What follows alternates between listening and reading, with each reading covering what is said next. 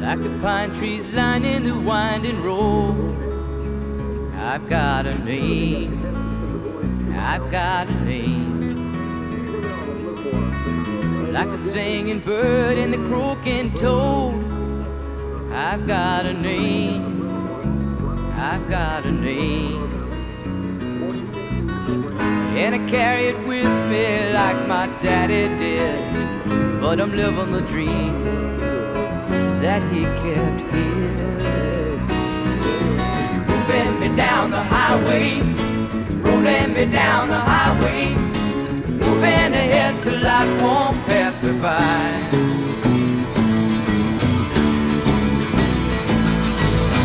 Like a north wind whistling down the sky, I've got a song, I've got a song. Like the whippoorwill and the babies cry. My name is Jen Lesko, and this is my story of running 10,000 miles. And I carry it with me and I sing it loud. If it gets me nowhere, I go there proud. Moving me down the highway, rolling me down the highway, moving ahead so life won't pass me by.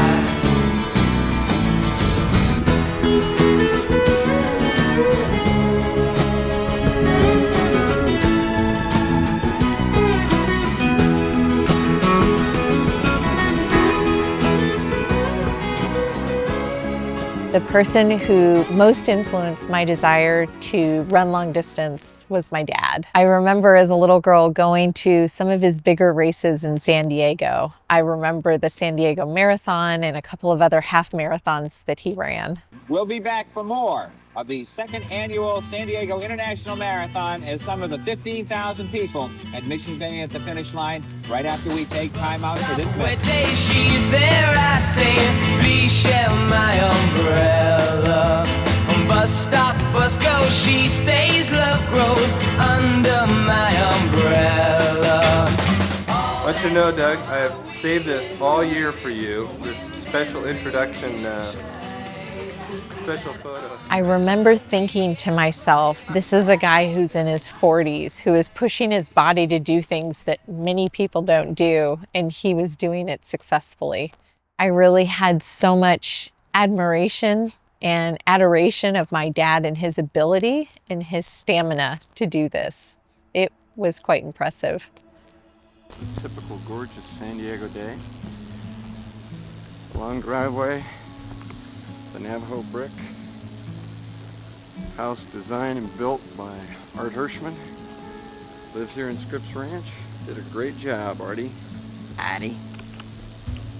Back up. You will have some Woo! Woo! $5 for okay. Thank you, Leslie. Thank you. KMJP Island Snitch, signing off. In the 6th grade, we had to do something called the Presidential Physical Fitness Test. And it was something like do so many push-ups, do so many pull-ups, and then run a mile. And during that day, I was able to do the push-ups and the pull-ups, and I'd never run a mile. And I ran and absolutely loved it. And in the 7th grade, in PE class, our PE teacher asked, does anybody want to run the mile? And we'll time it and see how you all do. And I did, and I ended up, I won that race, which was a lot of fun. I don't think I realized that I knew how to run and had that gift of running, and suddenly the running bug bit me. And so I went on to be invited into that group of guys who my dad ran with, and not only could run the distances that they were running, but ultimately was able to keep up with them. I heard there was a secret chord that David played and it pleased the Lord. But you don't really care for music, do you? It goes like this: the fourth, the fifth, the minor fall, the major lift, the baffled king composing hallelujah, hallelujah, hallelujah, hallelujah, hallelujah. I loved running in high school. We had just moved from San Diego up to Northern California. Bash home, 4260 Casterson Court in Pleasanton. This is the front of our house. Quite an entry, large 8-foot solid oak doors with brass handles. View of the house from up here, which is really spectacular. I run a lot up in these hills and real tough on the home stretch coming back. Joining the cross country team and then the track team as a freshman really gave me a home and a group of friends. I think it was my junior year in high school, I qualified for state, and that was the first and the only time I ran in a state meet for cross country. As a senior in high school, I think there were two big things that I was really proud of. One was that I set our school's mile record and 2-mile record. Got to compete at some higher levels, which was a lot of fun. And one of those highest level meets was one in the Berkeley Stadium, running on an all-weather track. Hey baby, 5:25 today at CSF, was it? You know why? Berkeley. Wasn't it CSF? Berkeley. They're off. Come on, baby. Give it a push. Your attention. North gate and timed it. How did you feel? Okay, well, good luck. Do you think you clipped it? No? You kind of slowed down at the very end. Yeah, running in college was an interesting experience for me. I went from being a big fish in a very small pond to being a very small fish in a big pond, and realized I wasn't nearly as good of a runner as I thought I was. I always placed close to last in the races that I ran and really couldn't keep up with most of the girls on the cross country team at UC Davis. I never really fit in at UC Davis. I didn't have any friends and just had one boyfriend who I spent most of my time with. I made the decision not only to not run again, but I also ended up leaving UC Davis and transferring down to St. Mary's College in Moraga, California. And I wouldn't run for many years after that. I did my best, it wasn't much. I couldn't feel, so I tried to touch. I've told the truth, I didn't come to fool you. And even though it all went wrong, I'll stand before the Lord of Song with nothing on my tongue but hallelujah. Hallelujah, hallelujah, hallelujah. I thank Alex for getting me back into running as an adult. I was mid-30s when that happened. I will never forget it. It was a Saturday morning at his work. He had been asked to man a booth. His company was sponsoring this race in McKinney, Texas. And so I went and sat with him at the booth just to keep him company. And he turned to me and said, "Why don't you go home, grab your running shoes and run in this race, and I'll watch you from the booth." I thought he was crazy, but thought, why not? So went home, got my shoes, ran in the race, and ended up, I think, finishing the first female competitor in my age group. And man, that running bug hit me like that. When I first started running as an adult, I found some success in racing anything from 5Ks all the way to marathons and triathlons, and really found a lot of purpose and a sense of accomplishment in that. But ultimately, that became an obsession and became a place for me to really seek approval. And it just wasn't healthy for me. In 2016, I had run the Disney Marathon in January and then the Boston Marathon in April. And by August, Alex and I were separated.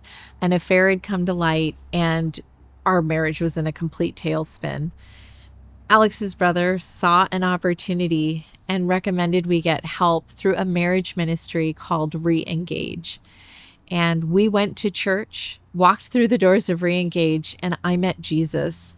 And life for me would completely change, running included.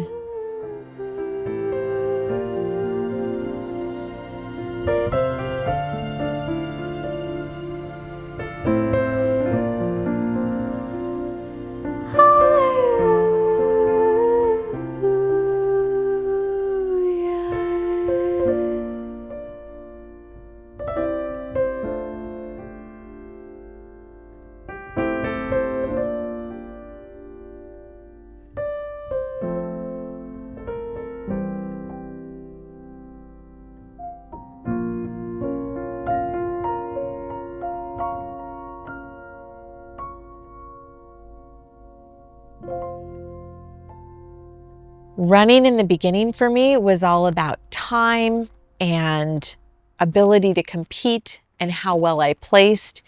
And so everything about my time during running and training was all about tempo work, speed work, and music that would accompany that and kind of spur me on.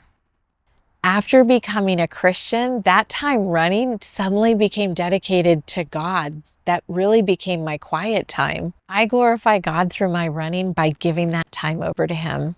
I will often use my runs for prayer time, time to really meditate on what it is He's trying to do in my heart and within me. We recently were in West Monroe, Louisiana, and I was running through a cemetery that morning just because it was off the road and it was pretty.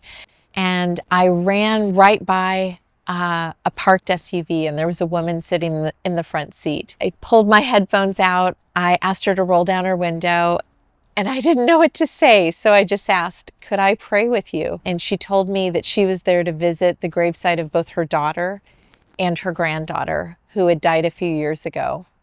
And so I prayed with her, just praying that God remind her that there is a reason that He still has her here on earth and that there is purpose in the breath in her lungs. And as we finished praying together, I looked up at her, and again, just the tears were streaming down her cheeks. And she said on the way to the graveyard this morning, she had been praying that God remind her what her purpose was. And she said that I answered that prayer and that God was working through me. And that was just on a run.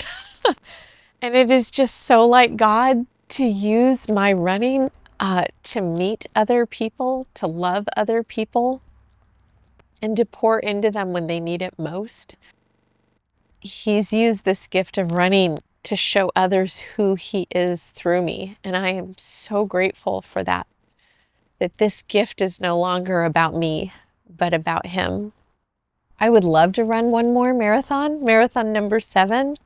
I would love to run in all the states we visit and around the world, but this is His gift. And so I want to be obedient to however He'd like me to use it.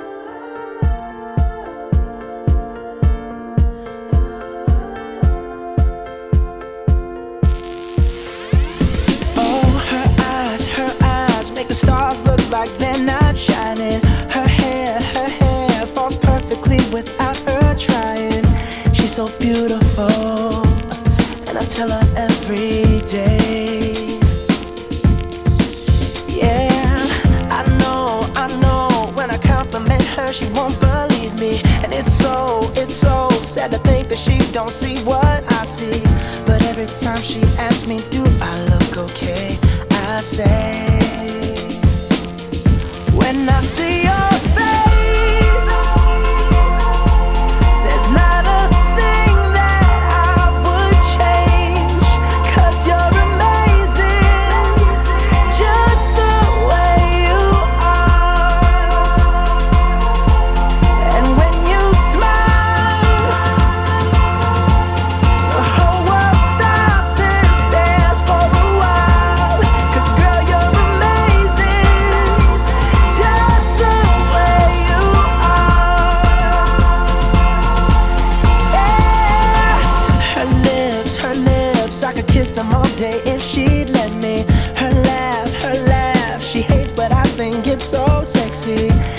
so beautiful, and I tell her every day. Oh, you know I'd never ask you to change. If perfect's what you're searching for, then just stay the same. So don't even bother asking if you look okay. You know I'll say, when I see your face, there's not a thing that I would change, 'cause you're amazing, just the way you are. And when you smile, the whole world stops and stares for a while. 'Cause girl, you're amazing, just the way you are. The way you are. The way you are. Girl, you're amazing, just the way you are. When I see your face, there's not a thing that I would change, 'cause you're amazing, just the way you are. And when you smile, the whole world stops and stares for a while. 'Cause girl, you're amazing, just the way you are. Yeah. My relationship with running has evolved so much over the years. At the beginning, all the way up until I was 38 years old, running was about me. And when I became a Christian, running became all about God. He gave me a gift that wasn't to glorify me, but to glorify Him. And through this gift, I have met some incredible people and been able to pour into their lives. And God, through sermons and books and podcasts, has poured into me and helped strengthen my faith.